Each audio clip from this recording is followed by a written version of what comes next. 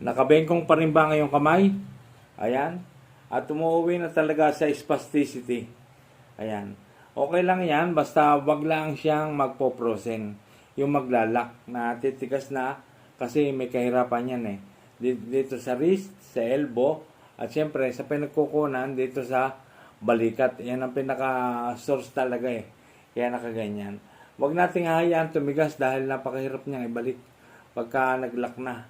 Ngayon, kung hindi pa naman siya matigas na matigas, ay ganito po ang gawin natin. Yung malakas na kamay natin, isuot natin dito na parang pa-holding hands na ganyan. Tapos, itataas po natin yung ganyan. Pero kung hanggang saan lang ang kaya, kasi masakit yan, kung hanggang diyan lamang, hanggang doon lang, huwag natin pipilitin na ganyan kung hindi pa kaya. Kung masakit, ayan.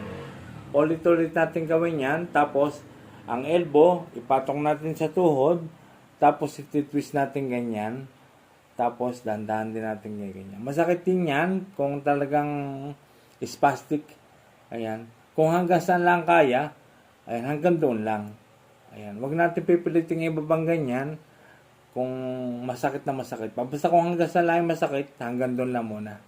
Sa araw-araw yung gagawin yan, mababawasan ang sakit niya, dadagdag naman tayo ng dadagdag ng lalim. At ganoon din dito, dadagdag din tayo hanggang sa may sagad natin ng papaganyan. Ayan.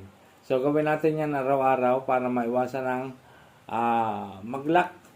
Mahirap pagka nag-lock, mahirap nang ibalik talaga. Pag matigas na, yung talagang pag yun yung minabalik.